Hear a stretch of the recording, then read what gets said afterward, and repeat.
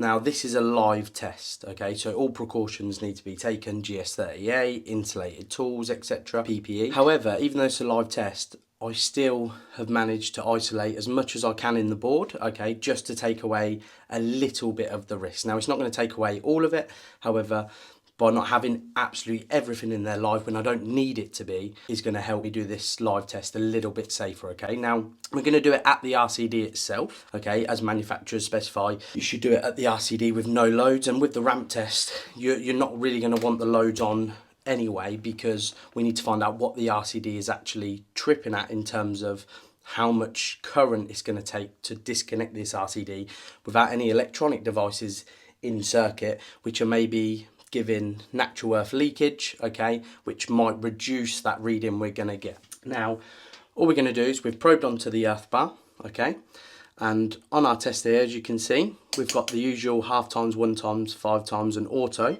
which you can watch that in a different video that will appear on the screen now.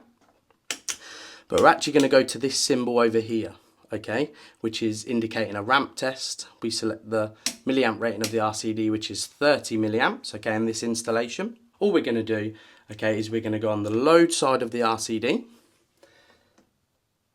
It will show us the voltage. And now what it's actually doing is it's not giving us a time. As you can see, it's given us 21 milliamps. So the tester is slowly ramping up the current in stages to find out exactly what milliamp will disconnect this RCD. And usually we think, oh, it's a 30 milliamp RCD. It's going to disconnect at 30 milliamps. It's rarely the case that you get it that high. It's usually around, I find, 22, 23. This one is showing us 21 milliamps.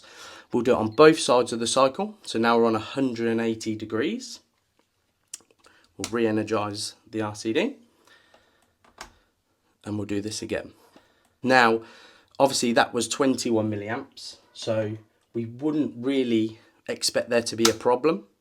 And we have 21 milliamps again, okay, and that's there or thereabouts on what we want it to be. Now, if that had come back slightly lower, let's say 13, 14 milliamps, then we might want to question, actually, is the RCD tripping intermittently because of all the electronic devices in the circuits? Now, on a small domestic dwelling like this, that wouldn't massively be too much of a problem. I'm not saying this wouldn't be the case, but you'd have to see what is actually installed here.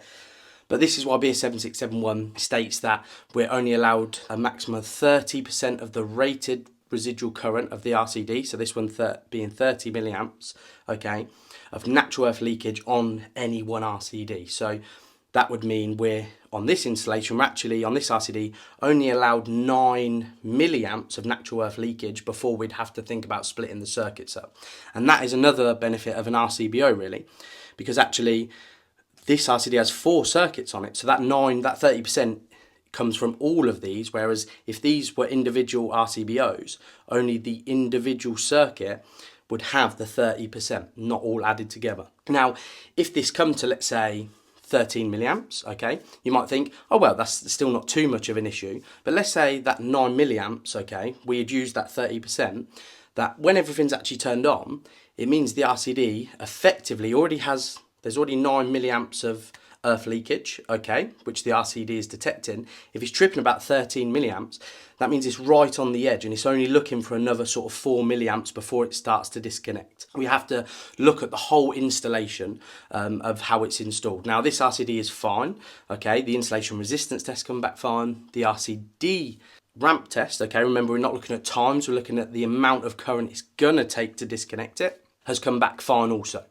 So our next step maybe would be a clamp meter, okay, so we can turn everything on in the installation and find actually on these 4 circuits how much natural earth leakage is being used. Again, a small property like this, probably not going to be a massive deal. It's also important to say to the customer, okay, I've done these checks, okay, let's assume we've done the clamp on ammeter and we've checked the natural earth leakage and it's fine. Again, usually when an RCD is tripping, it is usually down to a faulty appliance. So this is where you can maybe talk to the client or the customer and say, let's get a bit more information. Is it happening at a certain time? Is it where you've plugged in an appliance? Does it sort of fall when that happens? If not, maybe over the next few weeks, keep a sort of list or keep an eye out for all these things. You know, is it happening at a certain time? Is it happening when you're using certain appliances? Is it happening when you're using too many appliances together? Okay, and then call me back and we can sort of come back and have a look at that.